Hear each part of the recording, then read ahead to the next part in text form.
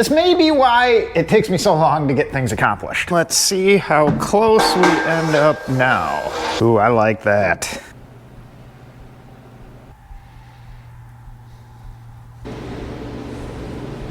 I think we got an idea. Last video, I told you guys I needed to sit and stare at this thing.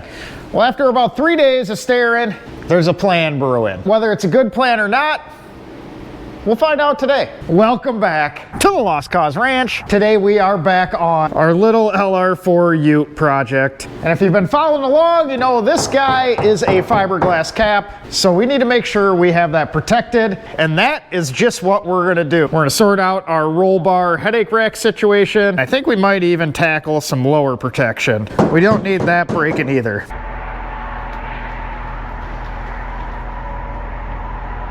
Every good project starts with more metal, or at least around here it does.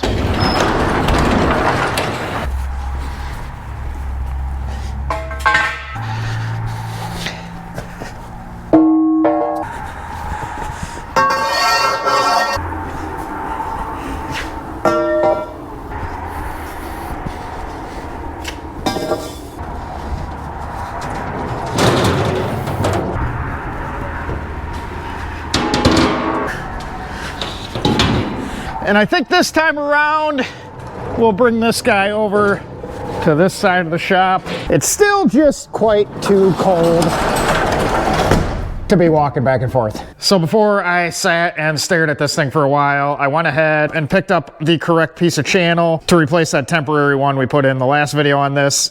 I also went around and welded off the tops of all the tubes, then sanded them flat because along with adding a little protection to the cab, today we're gonna make the flatbed a little more, I guess, flat. But as I was staring at this, I came up with another idea that I think may work. We're almost gonna have to try it first though. You guys know I'm not very good at sketching this stuff out. I mean, look at the kind of blueprints I do. Here are the super high detailed blueprints. So we'll just whip this up real quick. We went down to our local steel shop with quite possibly the best vehicle you can go and pick steel up with. 405 Range Rover. Like I was talking, I don't think a single 1 3/4 tube by itself would look quite right. So I was talking maybe doing 2, but after looking at it, that's not really the look I'm going for either. It's just almost a little too old school, and then also doesn't quite fit the angular boxiness of an LR4, especially this squared off rear cap. So I think we're gonna do a little bit of a hybrid. Not in the power plant department, but I went and grabbed some square tube, and we picked up some 3/16 wall, 2" by 2" or roughly 50 millimeters for the rest of the world, which is nice and strong. And then going to a little bit thicker wall, we also get a little bit larger radius profile. So what I'm thinking is we are gonna make a kind of like box-like frame or a big rectangle. That's gonna go the full width of the cab, but just up to about this belt line molding. Or I guess on this part, it's more of just a body line because there's no molding, it's just fiberglass. So we just need to start with a couple measurements. One of those is gonna be the width of it. It should be 73 1/4 because that's what it was last time. This really shouldn't have moved. And then we need to figure out what angle this is because we don't want to come up straight off at a 90-degree angle. It's just too boxy looking. I'd like to follow this angle to give it a little cleaner look. So we just need to go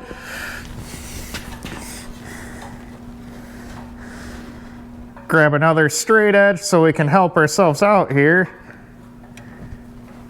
So a little less than that. And I think 82 1/2, we'll call it 83. And if we stand back here, that looks pretty right. So this is an 83-degree angle. So to have a nice look, we're gonna miter all our joints on this. And if we're gonna do a 90-degree angle, we would need to cut 2 45s. But being this is gonna be a little less than a 90-degree angle, to get to that point, we need to cut this at a little more of an aggressive angle.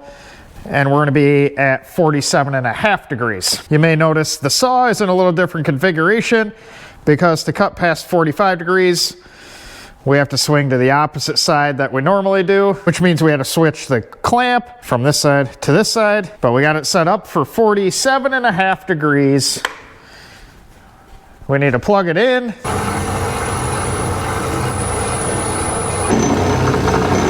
So that should be our bottom. Make sure that half lines up the way we're thinking here. And that looks good. All right, we're gonna cut our top bar next. And that one we're figuring on ending up somewhere right around there, right at this little belt line, like I said. And with this coming in, it's obviously gonna be shorter. I have it figured for about 70.5 inches versus the 73.25. But on top of shorter, it also needs to be a different angle. It's gonna be the opposite end. So this is 2.5 degrees off of a 45. The top is gonna also have to be 2.5 degrees off a 45, just in the opposite direction. This one was 47.5, so we're gonna do 42.5 on that. So with this coming up, that's gonna be less of an angle. This is a little more, I guess you would say, acute angle, depending on what side of the angle you're measuring, which would make this one a little more obtuse. I don't even know if I'm remembering my geometry right, but either way, they're gonna be different. They should counteract each other.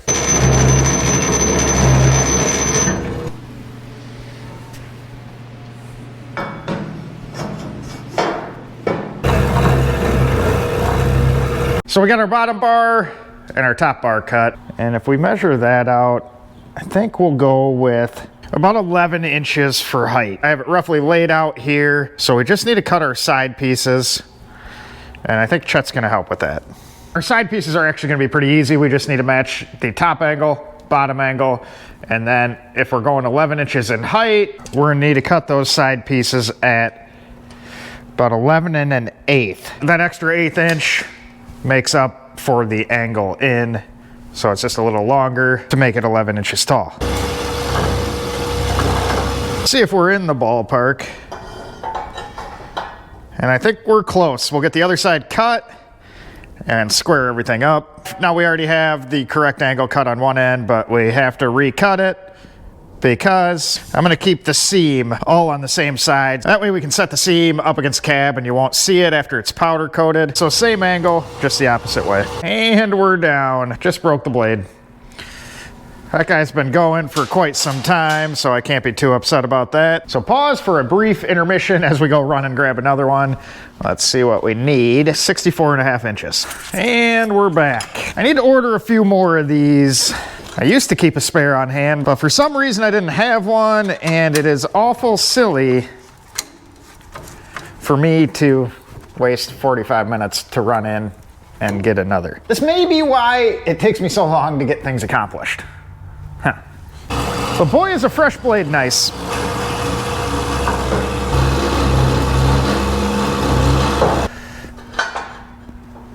I like it.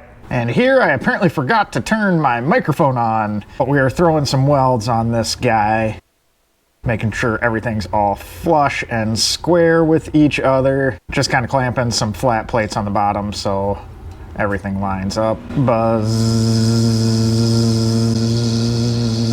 And just seeing here if everything still fits, and it is the ticket. Follows that profile perfectly. Now I went ahead and made some brackets in the aluminum, welded those in, and that is what this is going to bolt to. So we're gonna tip it up into place, and these are what we are welding onto the steel to secure it. 2 bolts are going through on the outside. It'll be bolts and nuts, and then underneath we'll drill and tap the bar itself to get that bolted in.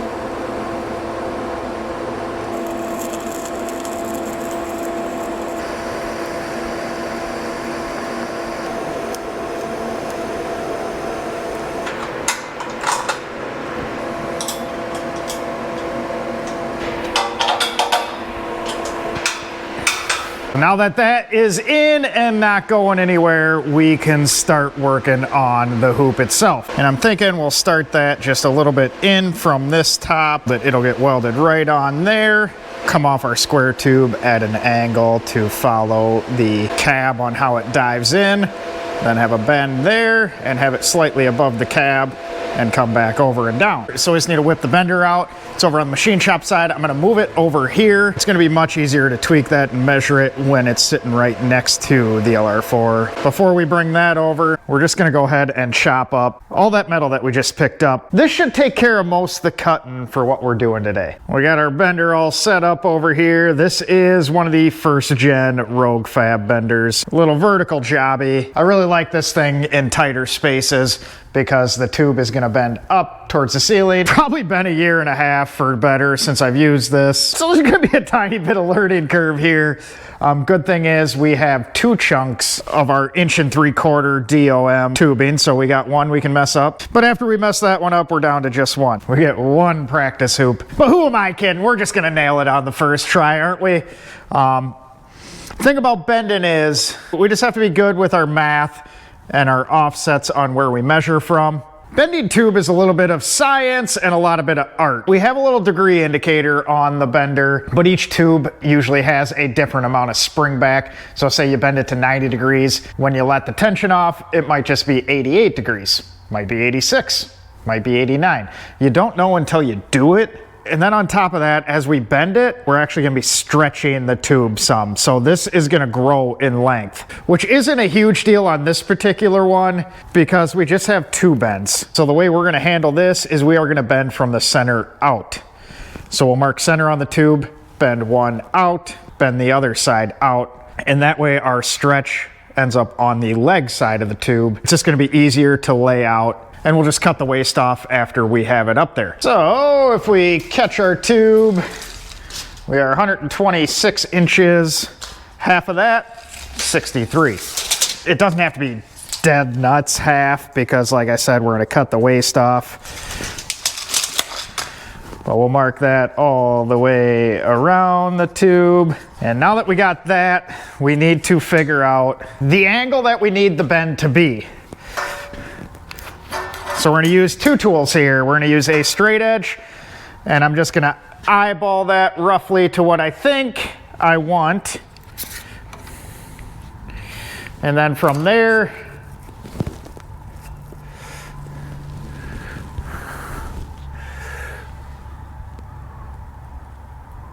we'll eyeball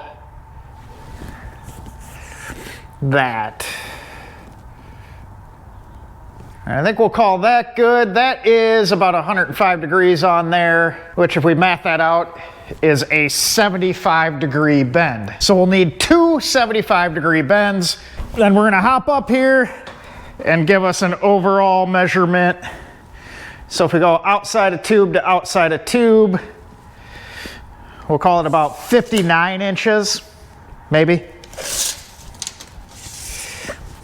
I think I like that, 59 inches. So remember that for me, 2 bends, 75 degrees at 59 inches, and that'll make our little trapezoid, I guess we're going after. And the big trick to bending is keeping a consistent way that you're measuring. We can't reliably mark exactly where we want the start of the bend to be because you really can't peek in there and see and line it up. So on this particular bender, what I do is my reference point is this tube clamp. This is what's gonna lock down our tube in the bender, and I mark the tube and line that up with the outside of the clamp. And if we go from that to the center of the die, that's 5.5 inches. Now I'm more than likely gonna mess this first one up. I could sit and figure the math out, but it's just quicker to brute force through it when we have a chunk of tube with some extra on the ends. What we'll do is we'll get this side bent to where I think it needs to be distance-wise, and then before we bend the other side, we'll adjust and compensate for whatever we messed up over here to make this side right.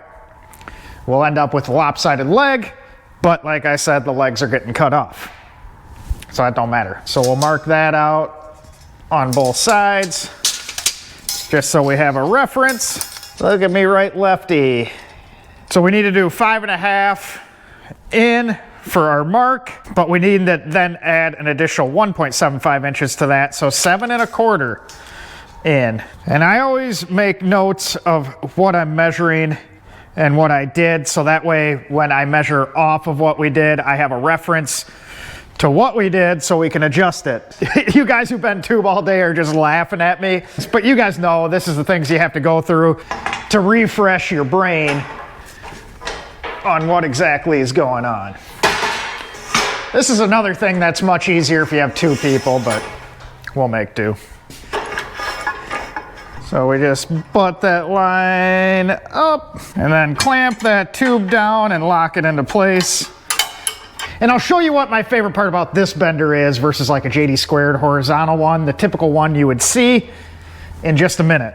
It's pretty neat. We'll throw some WD-40 on the die, keep everything gliding nice. What we're gonna do is run this until the pressure die is touching, make sure everything's tight. Then we can bend our little indicator into place at and zero it out. And here goes nothing. This is an air over hydraulic ram, but I'm just gonna do it manual this first time around.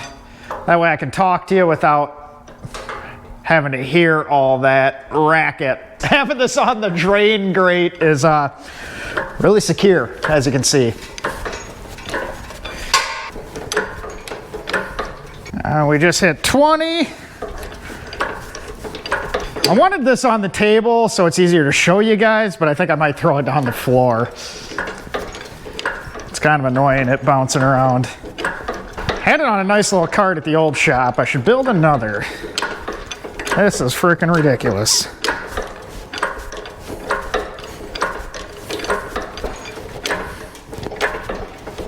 All right, we're at 50. Can't remember how far this one goes until we have to reposition it. You eventually run out of ram stroke, and there's a couple more holes to index, but I'm thinking we might be fine at 75 degrees. All right, we're at 66. On this first one, I'm gonna come up short on purpose. I come up short most of the time in my life. I'm not a very tall guy. But this time it's at least on purpose. So I'm gonna hit it to 70. And we'll back it off from there. Because it's much easier to bend more than less, especially with this guy. So we can pull this pin.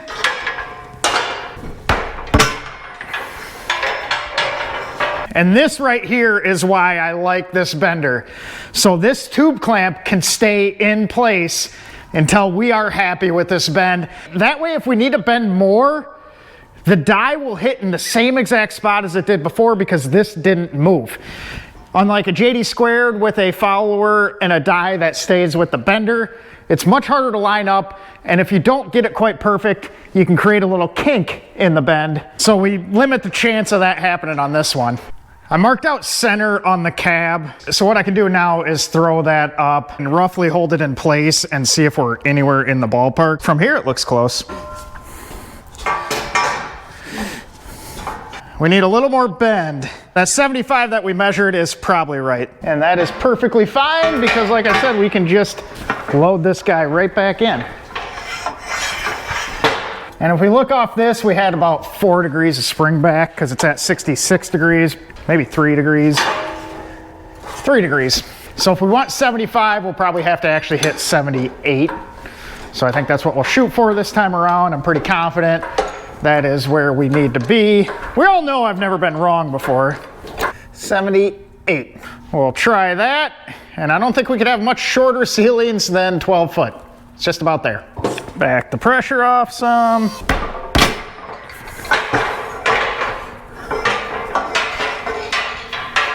And once again, we'll check if we're in the ballpark. I think that's pretty frickin' money. Then we just need to stick the level across the top to make sure that bend works. I like it. That didn't turn out too bad for being rusty. Now if we can replicate it on the other side, different story. So we just got a little bit of rinse and repeat to go here. You know, some days I have to remember to work smarter, not harder. Wow, look at how much easier that was. Now the alignment that we have to do is to make sure that this is vertically aligned. If we didn't get that lined up, the tube would be all like splayed out and just wouldn't look right or fit by the time we go to put it in.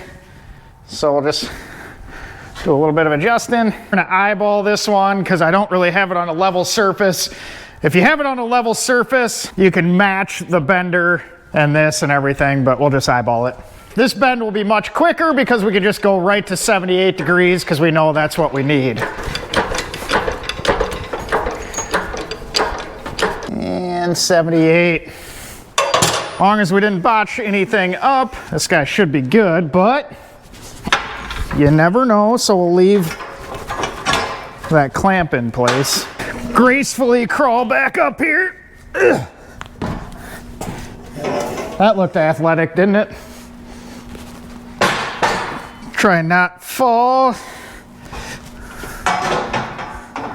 Man, legs are a little uneven, but those are getting chopped off anyways. But I think that is hitting the target. I just need to figure out the exact height I want it above the cab. Then we can figure out measuring down, put a straight edge across, and slice these guys. They'll be cut at an angle to match that. Good stuff. Now we're gonna use the shop floor to help us out on the next step, and that is this concrete cut line on our drain. That's pretty straight, so we're gonna use that to measure down. So I want this at 26 1/8. So what we'll do is subtract the 1 3/4 tube off 26 1/8, which is 24 3/8. This is probably driving you guys who use the metric system wild right now, because we just make stuff complicated around here with our fractions. And then we use that same line to mark out across.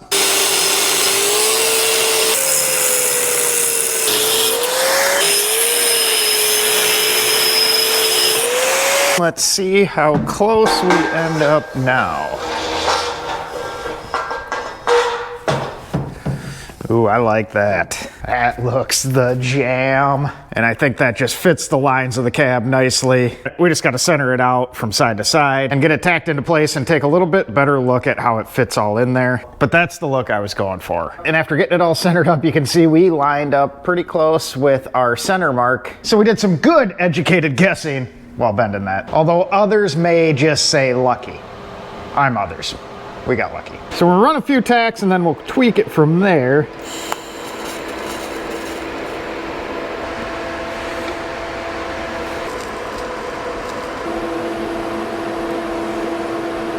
Now that we got some good tacks on that roll bar, we're gonna take this off so we can throw some more weld on it to make sure that it doesn't go anywhere. That weighs more than the rest of the bed so far. While we have that off, we're going to take the opportunity to use some of the stuff we cut up, and we're going to put this 1x1 angle on the entire perimeter of the flatbed. This angle is going to sit at the same level as our 2x2 tube, and this is going to be what captures the outer edge of our sheeting that is going to be the floor. This is 1/8 inch aluminum. With that outer lip, this is going to stay well supported and it's not going to dip down along the edge when we throw some weight on. So the angles are going to sit in here something like this. You can see it's just flush with that tube.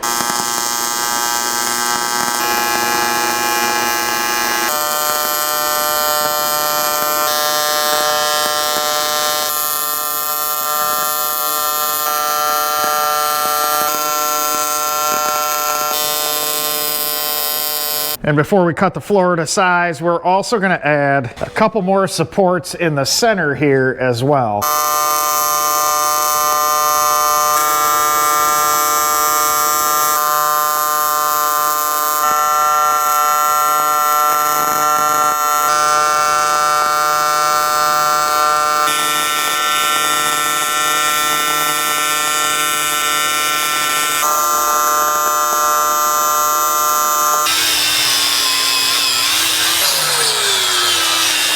Really starting to take shape and getting everything braced out. I need to cut our little angle pieces for our corners, but before we put those in, I'm going to clear a little stuff out of the way, namely our sheets of aluminum. So we're going to cut those down and get them into place. We're going to do it in 3 pieces, one center and an outer with another outer. And the seam's going to be on this long tube here. And I think eventually what we'll do is cover that seam with like an E-track or some sort of tie down rail. So that way when we're heavy hauling, we have something to strap to on the bed, in addition to the tie downs that we're going to weld in to the inside of the channel here. You're probably going to want to put earplugs in.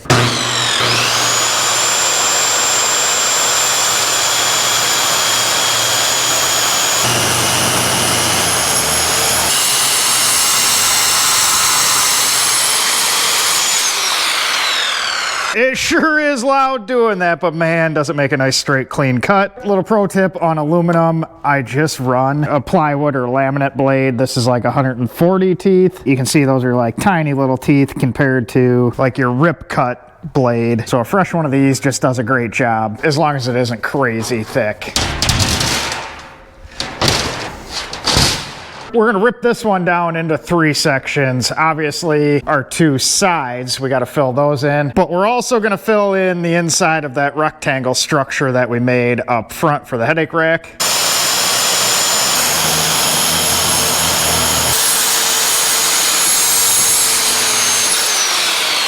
Our super fancy straight edge, so we can mark a line across.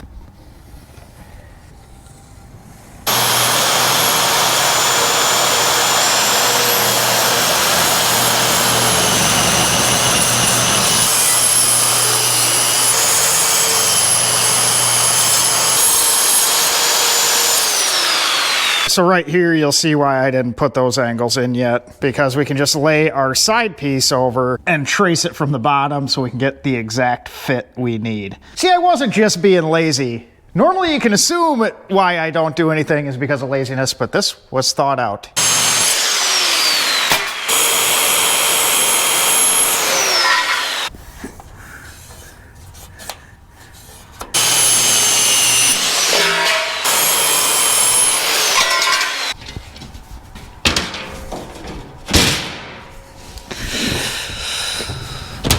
Nice. Does a great job cutting, but it sure is a mess. But like I said, plywood blade is what I like to use. You can buy the dedicated carbide tip aluminum ones, but these are like $15. Some of those other ones are $50. $15 just allows you to replace it more often and have a nice sharp blade. Plus, without the carbide tip, it is a very thin blade, so not a huge kerf width, but that is cool looking. We'll get the headache rack back up there and get a good picture on the whole works. I frickin' love it. It's amazing how much difference it makes. Got our little mounts for the filler plate welded in. So we'll get that bolted into place. We can just about throw that back up into place. All that's left is to drill our holes so we can bolt it through.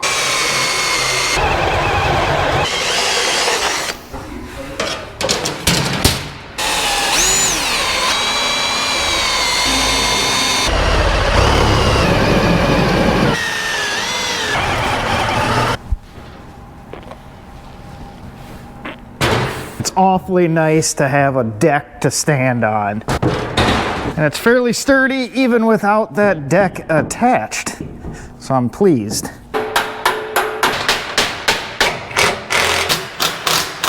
I frickin' love it. You'll have to let me know what you guys think, but man, does that look the part, and it fits frickin' nice. I didn't want something obnoxiously large sticking out past like a medium duty or a 1-ton truck with a flatbed. I think our little rectangle at the bottom that meets up to this area of the cab gives it a good flow with the whole truck. We have our top bar high enough that it's going to protect the cab. I mean, at the end of the day, if we roll it over, we're probably going to damage the fiberglass cab, but we just want to make sure it's nothing too dangerous. And then also with the way we have it set up, I can catch this upper corner with a piece of tube. Someday down the line, we want to do an exoskeleton. We would just bump up, follow the roof line, follow the pillar, come down to what we're gonna build next. Man, does putting the floor in sure make a big difference. And the filler panel really finishes it off. We'll get some nice button head fasteners for everything. And I'm super excited with how well this sits without even being welded. What I'm gonna do there is weld it from the underneath.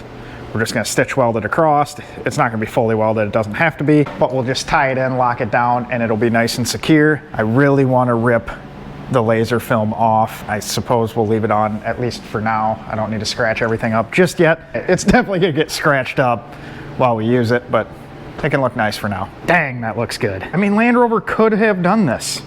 They could have built one of these. So next thing we need to build starts with these.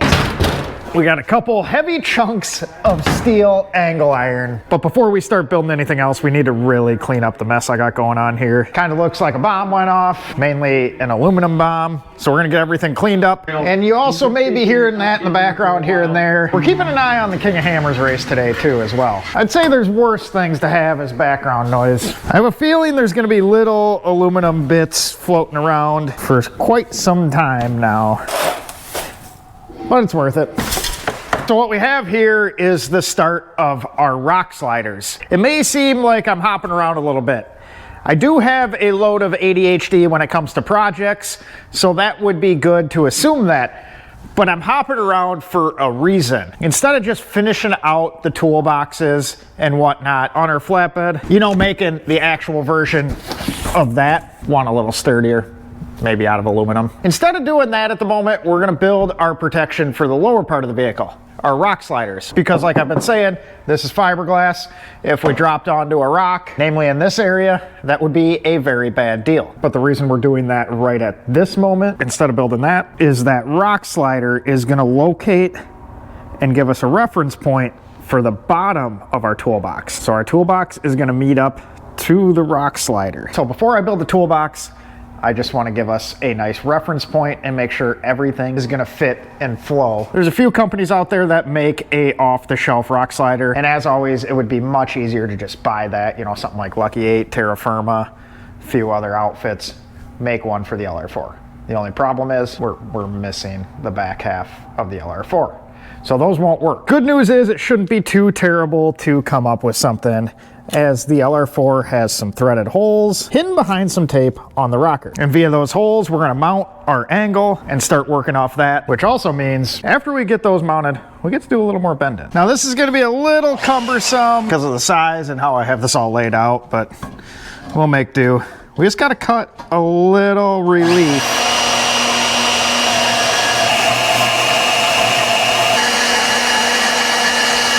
So that relief is for the front fender. Once we get this all fit up, everything will be cleaned up and much nicer looking, but we're just kind of roughing it out. Then there's also some holes threaded into the bottom of the rocker. We'll locate those as well, get those drilled out, then we can get this bolted into place.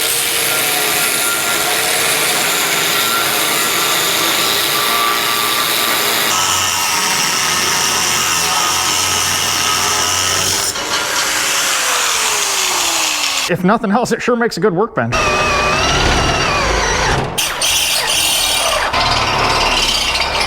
So we got the bolts loosely in, and then I just have the clamps holding it tight. And that's gonna show us what we're left with underneath the door. Essentially what we're gonna do is have a couple standoffs of that 1 3/4 tube. So the tube portion of the slider, we're gonna aim to have close to being as far out as the tire, just so it would be like a straight shot from front tire to rear tire. In case we need to rub off something, rock, tree, whatever, we aren't gonna collect the body. So we're gonna go for 6 inches. Is that too much? Then we need to see what we have for overall length. And we're back to bending. This is actually kind of fun, especially now that we have it figured back out again.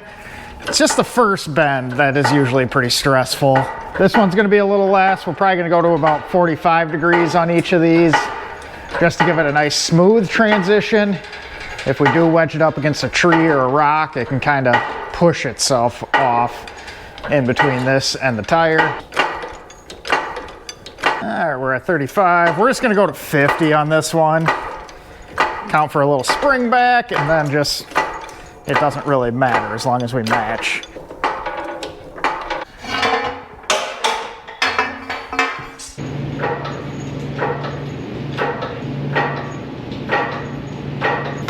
You know, I think this is giving me the motivation to get the correct ram and lines made up for this to power the bender. This is a little 110 volt hydraulic pump with the tank and everything all in one contained unit. That would sure save a lot of pumping.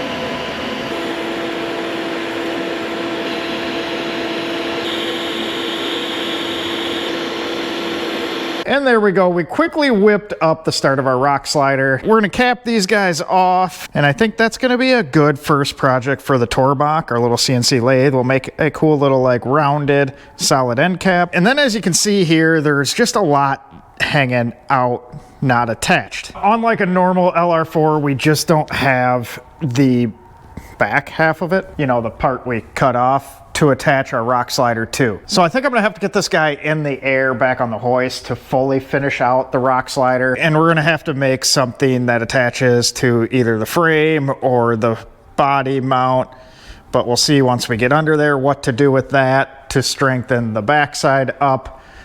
But this will work perfect to give ourselves an idea where the toolbox needs to end up. I think that ends up being a pretty good layout for that, but I like where this ends up at the rear, because remember our tire is going to be a little bit bigger than before, so it'll be about there. So we want clearance for that. If we look down the line, we are pretty much even with the tire. Man, it hasn't been a bad week. Having it outside so we can stand back and get a full shot of it. I am even happier with how this all turned out. It just fits the truck so well. And we can take a better peek at the rock slider situation. Like I said, it's gonna bolt onto the rocker there. There's a bunch of threaded holes on the bottom that it'll bolt onto as well. We're also gonna come up with a skid plate. Essentially make the center a flat bottom. The skid plate will bolt onto the bottom of the rock slider on each side, and we'll figure all that out. We just need to sort something out back here, but once we have it in the air, that won't be too much of a task. And now that we have this made in physical metal, you may be able to see what I was trying to go with.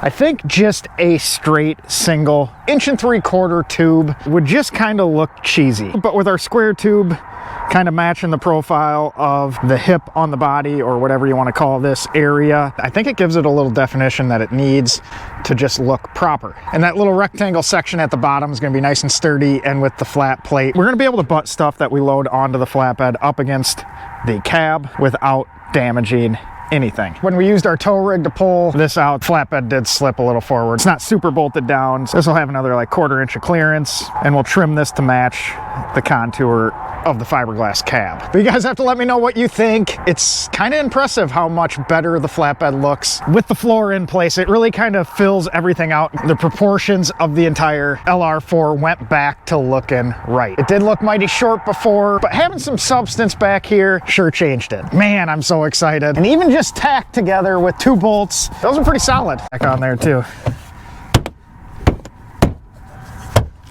There, now it's finished. But with that being said, I appreciate you guys watching, appreciate you subscribing, and next video on this, we will start tackling the toolboxes, and this thing is just kicking right along. We should be out wheeling it in no time. Also, don't forget, if you also have the same problem as me, you can show it off by going to the lostcauseranch.com, getting a couple stickers. I think I only spent like $100,000 in Land Rovers and equipment last year. So if you buy one of those this year, I'll only have to spend $99,993. No, I'm just messing. I just do this stuff for fun anyways. In some other news, trailer back on the Range Rover, because we dropped the 6.2 Discovery off at the tuner, and that is back home with the owner. See, occasionally I finish stuff.